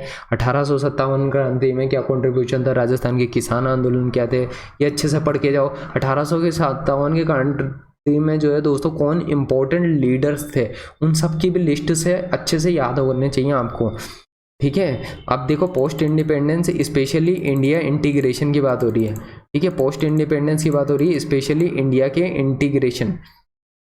जैसा कि मैंने पिछली उसमें भी बताया दोस्तों, ये जो पिछले पेपर्स थे उससे भी आपको समझ में आ गया होगा कि इंडिया का क्या एकीकरण कैसे हुआ। इंडिया का भी एकीकरण हुआ, वैसे राजस्थान का भी एकीकरण हुआ।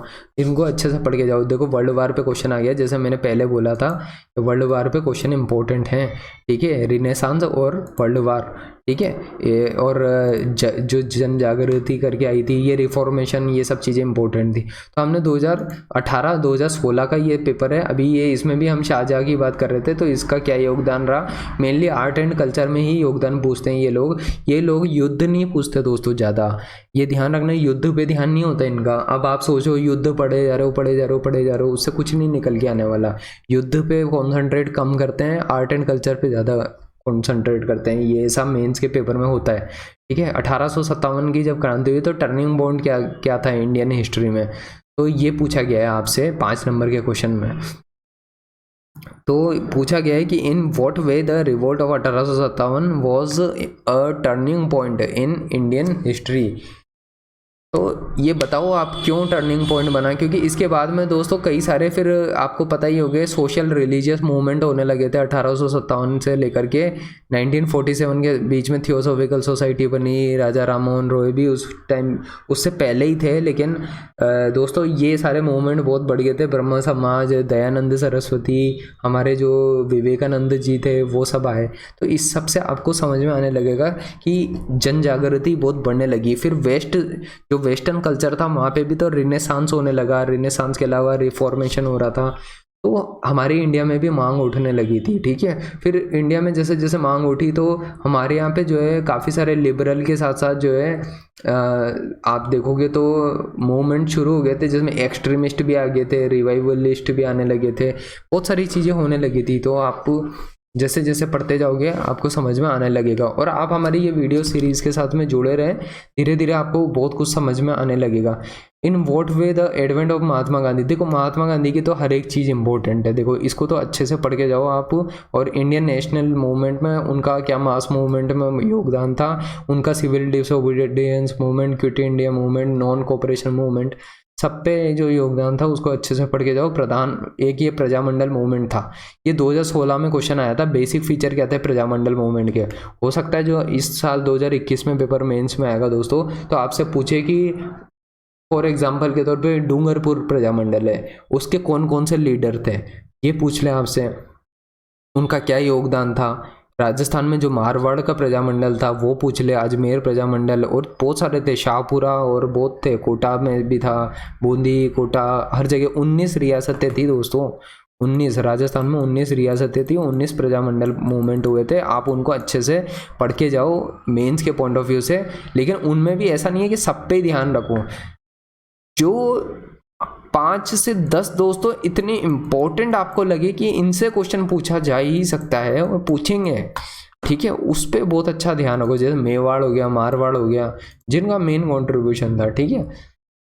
अब आगे बढ़ो थोड़ा सा, देखो यहाँ पे स्वामी विवेकानंद की बात आ रही है। स्वामी विवेकानंद के बारे में अच्छे से पढ़ के जाओ, दयानंद सरस्वती पे भी अच्छे से पढ़ के जाओ, थियोसॉफिकल सोसाइटी पे पढ़ के जाओ, क्वेश्चन आएगा इनमें। तो इस तरह से क्वेश्चन पूछ लिया कि क्या कंट्रीब्यूशन था स्वामी विवेकानंद का इंडिया के अवेकनिंग में, ठीक है। ये एनलाइटनमेंट एज की बात हो रही है, तो ये पूछा गया आपसे कि in what way the enlightenment has transform the course of European history. तो ये आपको समझ में आ रहा होगा कि क्या एनलाइटनमेंट पे बार बार फोकस दिया जा रहा है यहाँ पे, ठीक है। तो इससे एसोसिएटेड सारी चीज़ें आप पढ़ के जाओ, यही आपसे 5-10 नंबर के क्वेश्चन में पूछी जा सकती है। तो देखो दोस्तों, इस तरह से हमने 2016 के पेपर 1 का भी एनालिसिस किया, लेकिन 2016 में एक रिपीटेड पेपर भी हुआ था दोस्तों, ठीक है। तो वापस से रिपीटेड पेपर हुआ था एक और बार, क्योंकि पेपर लीक हो गया था या कुछ प्रॉब्लम हो गई थी, मुझे भी ध्यान नहीं है, लेकिन क्योंकि मैंने तो दिया नहीं था उस वक्त पे पेपर। लेकिन दोस्तों ये पेपर के क्वेश्चन देखना जरूरी है हमारे लिए। जैसे देखो त्याग प्रथा जो है राजस्थान में चलती है, तो त्याग प्रथा जितने भी राजस्थान के कस्टम्स हैं उनको तैयार करके जाओ, ठीक है। ये मैं कह रहा था डांसिंग गर्ल जो इंडस वैली सिविलाइजेशन की आर्ट एंड कल्चर है, बहुत अच्छे से पढ़ के जाओ। कल को हो सकता है पशुपति करके जो वो हमको वो मिलती है, कुछ पशुपति करके जो है कुछ वो कॉइन्स कुछ मिलते हैं, आप जा कर के देखोगे जब आर्ट एंड कल्चर पढ़ोगे, ये इंडस वैली सिविलाइजेशन को ढंग से पढ़ोगे तो आपको पता चलेगा। उस टाइम पे बहुत सारे जो चीज़ें मिलती थी, ठीक है, आर्ट एंड कल्चर में। आपको वो जो स्कल्पचर्स थी उसका पता होना चाहिए। नहीं तो ओवरऑल ब्रॉड व्यू तो होना ही चाहिए। इंडिपेंडेंटली अलग अलग जो इंपॉर्टेंट साइट्स थी, ठीक है, लोथल भी हो सकती है, आहड़ भी हो सकती है, कालीबंगा हो सकती है, धोलावीरा हो सकती है, क्योंकि धोलावीरा को अभी जो है कोई यूनेस्को की तरफ से कोई इंपॉर्टेंट टैग वैग मिला है अभी, ठीक है, तो आप जो है वो स्टेटस मिल गया है उसको, इसलिए हो सकता है धोलावीरा पे क्वेश्चन पूछ लें, तो आप रेडी रहो इन सब चीज़ों के लिए, ठीक है। मैं बस यही कहना चाहता हूँ आपको।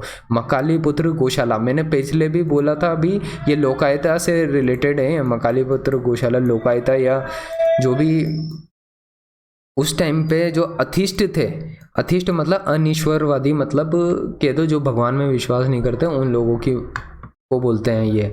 तो मकालीपुत्र गौशाला के ऊपर क्वेश्चन आए, ठीक है, तो आप इनको रेडी करो, ठीक है। ये जितने जितने अलग अलग धर्म है ना अपने, हो सकता है कल को क्वेश्चन इन पे भी आ जाए। जो गणितज्ञ हुए थे इंडिया में, गणितज्ञ मतलब जो मैथमेटिशियंस थे, आर्यभट्ट हो गए हमारे, ठीक है, और ब्रह्मगुप्त हो गए, इन सब के बारे में पता होना चाहिए। ब्रह्मगुप्त, आर्यभट्ट, इनके द्वारा क्या क्या टेक्स्ट लिटरेचर लिखवाए गए या इनका क्या योगदान था, किसने शून्य का आविष्कार किया, किसने सोलर गैलेक्सी के बारे में कुछ आइडिया कुछ लगाया था। हमारे राजस्थान में भी देखो दोस्तों, राज सिंह है, राज सिंह करके जो थे उन्होंने बहुत कुछ योगदान दिया था।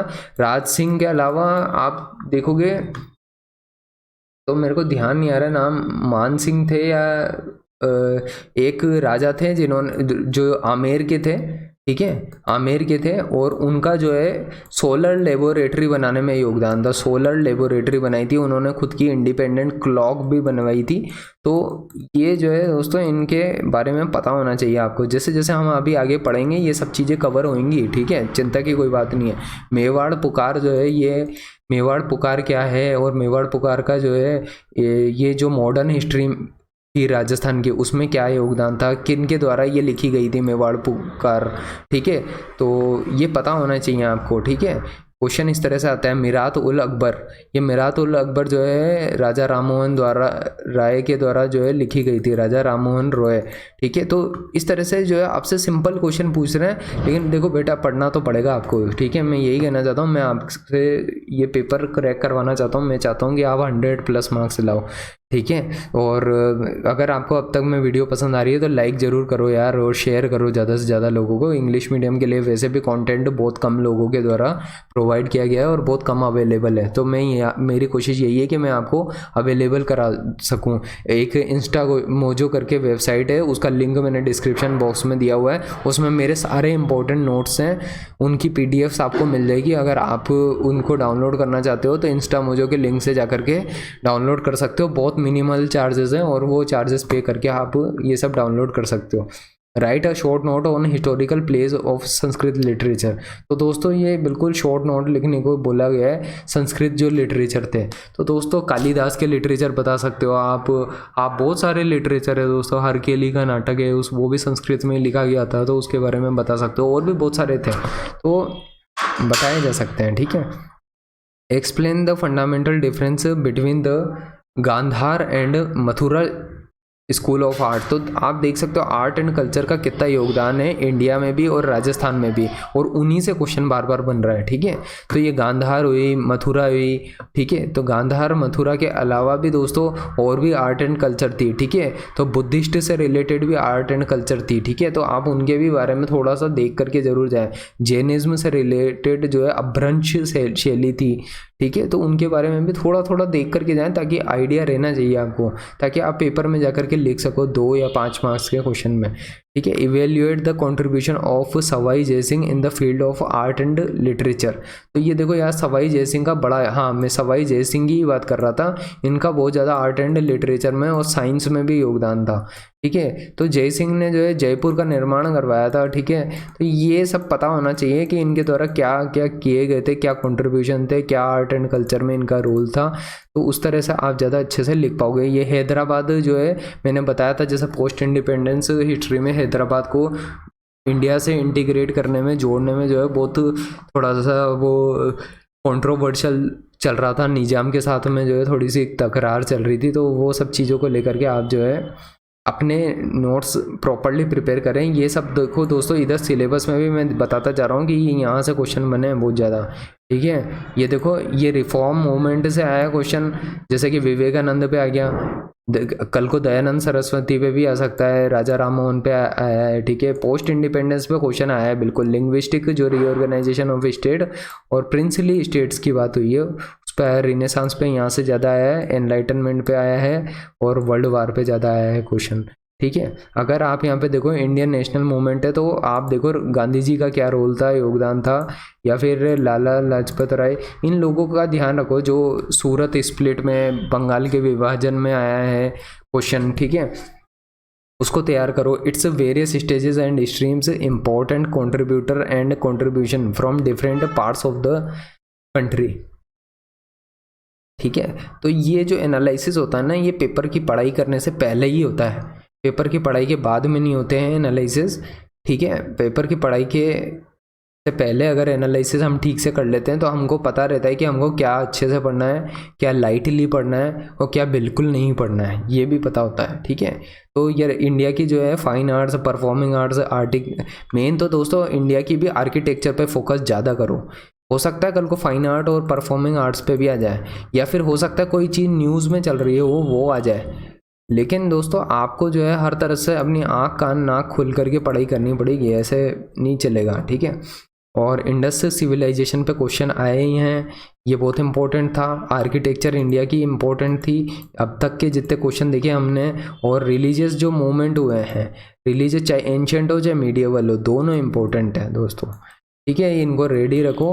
और history of modern India from beginning of 19th century 1965 AD और सिग्निफिकेंट इवेंट्स, पर्सनैलिटीज़, इश्यूज़ जो है ये आप देख सकते हो दोस्तों। ये आपने गांधी जी का देखा, आपने और भी काफ़ी लीडर्स हैं दोस्तों जिनके बारे में पूछा जा सकता है इस साल, ठीक है। तो ध्यान रखना आपको, ये जो इंडियन नेशनल मूवमेंट थी उसकी स्टेजेस थी, उसकी स्ट्रीम थी, इंपॉर्टेंट कंट्रीब्यूटर्स, कंट्रीब्यूशन पे क्वेश्चन आया है। देखो दोस्तों, हो सकता है सूरत स्प्लिट पे क्वेश्चन आ जाए, हो सकता है क्वेश्चन अलग तरीके से कहा जाए। अभी हम और आगे बढ़ते हैं। देखो 2016 का जो रिपीटेड पेपर था वो देख रहे थे हम, महात्मा गांधी पे फिर से आ गया, नॉन कोऑपरेशन मूवमेंट से जोड़ के आ गया, क्या ऑब्जेक्टिव था। क्वेश्चन पूछने का तरीका थोड़ा सा अलग अलग हो सकते हैं, अगली बार हो सकता है सिविल डिसोबीडियंस मूवमेंट पे आ जाए, हो सकता है गांधी जी का जो है क्या इकोनॉमिक कॉन्ट्रीब्यूशन था ऐसे आ जाए, क्या पॉलिटिकल कॉन्ट्रीब्यूशन था, कुछ भी आ जाए। वो जो दांडी यात्रा की थी गांधी जी ने वो आ जाए, ठीक है। तो क्वेश्चन पूछने के इसी तरह से तरीके होंगे, मेरे को पूरा विश्वास है कि पेपर में ऐसे ही क्वेश्चन पूछे जाएंगे। Political awakening in Rajasthan during the early 20th century, ठीक है, इस पे क्वेश्चन आ जाए। Elaborate the causes of political awakening in Rajasthan during the early 20th century. तो ये आपको ध्यान रखना है, पॉलिटिकल अवेकनिंग जो राजस्थान में हुई थी। तो आपको प्रजामंडल मूवमेंट वो सबकी अच्छी नॉलेज होनी चाहिए। तो क्वेश्चन पूछने का इस तरह से था, 2016 का जो रिपीटेड पेपर था उसमें इस तरह के क्वेश्चन आए थे, ठीक है।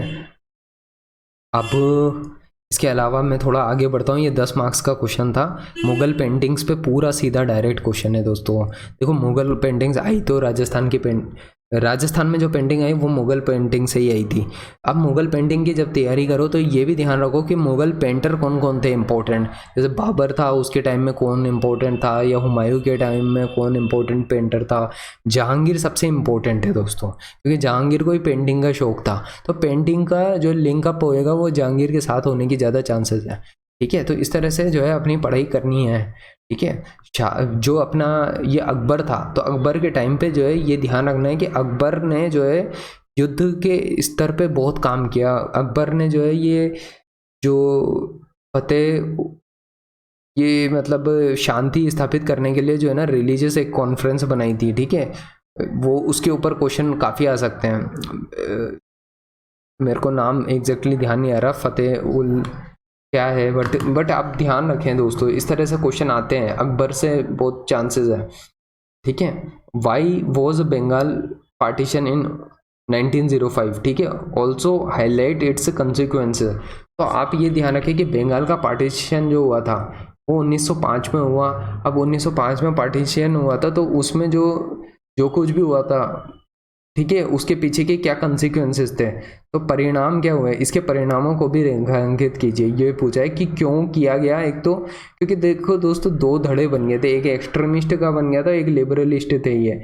ठीक है, तो आपको ये ध्यान रखना होगा, एक तरफ तो गोपाल कृष्ण गोखले थे, दूसरी तरफ बाल गंगाधर तिलक थे। ठीक है, तो इनके बीच में कंट्रोवर्सी चल रही थी, फिर बाद में सूरत स्प्लिट हो गया था और ये सब चीज़ें थी। ठीक है, तो हाईलाइट करना है इसका क्या परिणाम साबित हुए, फिर वो भी बताना है आपको। ठीक है, तो ये सब मॉडर्न हिस्ट्री में अच्छे से पढ़ने पड़ेंगे आपको। ठीक है, मैं यही कह रहा हूँ कि ये जब आप कर रहे हो ना, तो ये इधर भी ध्यान रखो, सिलेबस भी, कि किस सेक्शन से ज़्यादा क्वेश्चन आ रहे हैं। ठीक है, मॉडर्न हिस्ट्री से काफ़ी क्वेश्चन आ रहे हैं दोस्तों, तो मॉडर्न इंडिया जो है उसको अच्छे से तैयार करके जाएं आप। अब देखो यहाँ पे ये आ रहा है, factors responsible for emergence of a renaissance movement in Europe.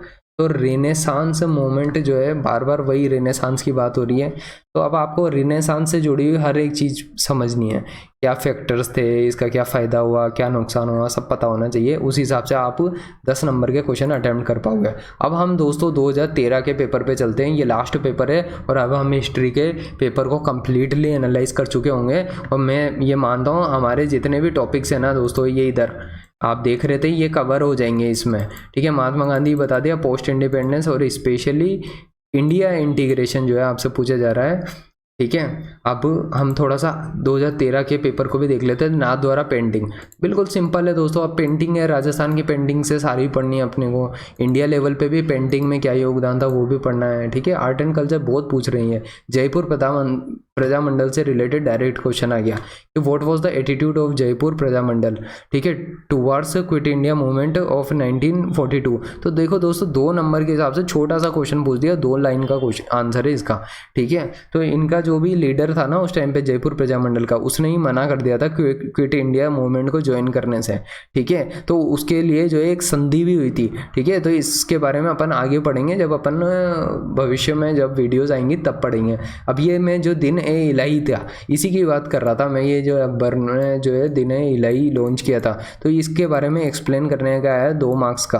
ठीक है, तो ये बहुत रिलीजियस जो है एक कॉन्फ्रेंस की थी अकबर ने। ठीक है, अलग अलग धर्मों के धर्मगुरुओं को बुला करके फिर उनसे जो है सुलह और शांति बनाए रखने के लिए, और अपना खुद का एक धर्म टाइप से दिया था शांति के लिए, कि सब लोग मिलजुल के रहे, के लिए दिन इलाही की पॉलिसी अकबर लेके आया था। अकबर को महान इसलिए कहते हैं दोस्तों, उसने सभी समुदाय के लोगों को एकजुट करके रखा और दोस्तों शांति स्थापना की, उसमें हिंदुओं को भी मतलब का भी सपोर्ट लिया उसने। और कभी भी जो है जितने भी जो ये कर लगाए जाते थे, इस्लामिक कर होते थे ना, जजिया और ये सब एबोलिश कर दिए थे इसने, हिंदुओं के ऊपर से सारे टैक्सेस हटा दिए थे, तो सब हिंदू खुश रहते थे अकबर से। इसको महान बोला गया है और ये सब चीज़ें थी। ठीक है, और अच्छा काम किया था अकबर ने अपने काल में, और सभी राजपूत राजाओं के साथ संधियां कर कुरा के वो रहा था, तो ये भी चीज़ें हैं। ठीक है, अब देखो, what is the fundamental difference between the religious teachings of Arya Samaj and Ramakrishna mission. अब देख लो दोस्तों, वही क्वेश्चन पूछने के तरीके बदल गए। अब रामकृष्ण मिशन जो था आपको पता होगा विवेकानंद जी के द्वारा चलाया गया था। अब देख लो फंडामेंटल जो डिफरेंसेस थे उसको भी आप समझें, जब आप पढ़ेंगे तो आपको अच्छे से समझ में आएगा। तो आपको ये समझ आ रहा होगा यहाँ पे अल्टीमेटली जो सोशियो रिलीजियस रिफॉर्म मूवमेंट्स था उसका बड़ा कॉन्ट्रीब्यूशन है, और यहाँ पे बार बार पेपर में क्वेश्चन पूछे ही जा रहे हैं। ठीक है, ये फिर से पूछेंगे आपसे किसी न किसी और नई फॉर्म में। ठीक है, ज़्यादा गहराई में नहीं उतरना अपने को पढ़ाई करते वक्त, लेकिन जो ब्रॉडर जो मेन लीडर्स है उन सब पे ध्यान रखना है।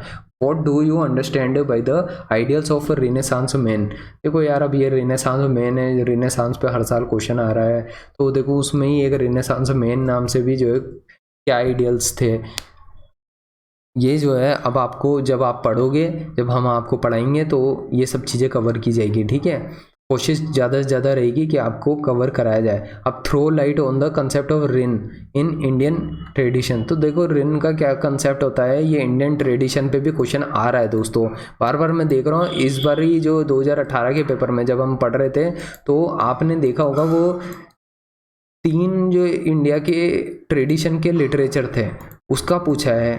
समझ आ रहा है आपको? ऐसे लिंक होता है पढ़ाई करते टाइम ना, ऐसे समझ आता है कि हिंदू संस्कृति से रिलेटेड क्या पूछा जा रहा है। तो ये जो है ना, ये प्रस्तांतरई जो होता है इंडिया के एंशियंट इंडिया के सेक्रेट टेक्स्ट पूछे, उसी तरीके से ये 2013 में ये रेन का जो कंसेप्ट था उसको पूछा गया। तो ये पता होना चाहिए दोस्तों। इसके ऊपर भी कोशिश करेंगे हम आगे जब वीडियोस लाएंगे तब एक एक करके टॉपिक्स कवर अप करते जाएंगे कि किस तरीके के क्वेश्चन आरपीएससी पूछ सकती है, और हम सब कुछ एक एक टॉपिक वाइज चलेंगे। यहाँ पे जब पढ़ाई कर रहे होंगे तो एक एक टॉपिक से चलेंगे, पहला दूसरा तीसरा ऐसे छोटे छोटे, फिर ज़्यादा से ज़्यादा ब्रेक कर करके पढ़ेंगे। तो इससे क्या होगा ना, आपकी पूरी तैयारी हो जाएगी। आने वाले भविष्य में जो स्टूडेंट पढ़ाई करेंगे उनके लिए भी सारा मटेरियल कॉम्पिटिटर्स अकेडमी चैनल पे हो जाएगा।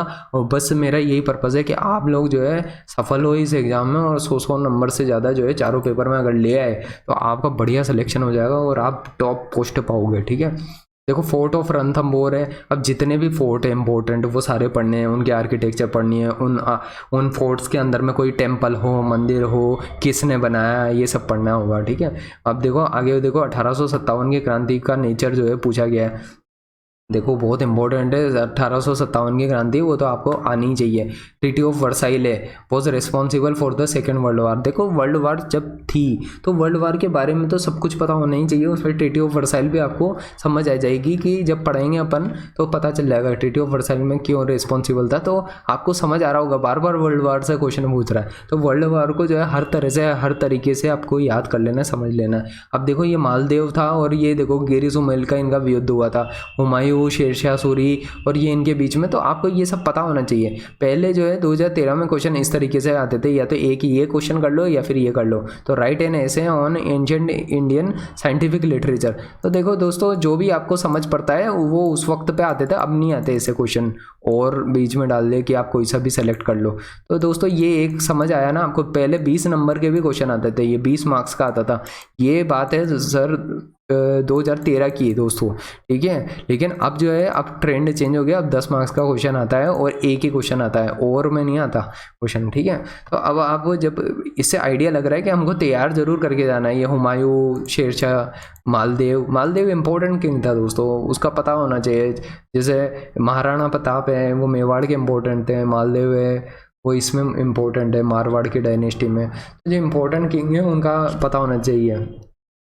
ठीक है, आगे बढ़ते हैं थोड़ा सा और देखते हैं। तो दोस्तों ये पार्ट 1 यूनिट 1 इसकी भी कंप्लीट होगी। तो मेरे हिसाब से अब मैंने पूरा एनालिसिस दे दिया 2018, 2016 और 13। ये जो पेपर है इनकी पीडीएफ आपको हमारे कॉम्पिटिटर्स अकेडमी और दोस्तों हमारा जो मेनली दोस्तों ये चैनल है RS Hindi and English medium, उस पर मिलेगी। ठीक है, तो आप जो है जा करके ज्वाइन कर लो, लिंक डिस्क्रिप्शन बॉक्स में मिल जाएंगे।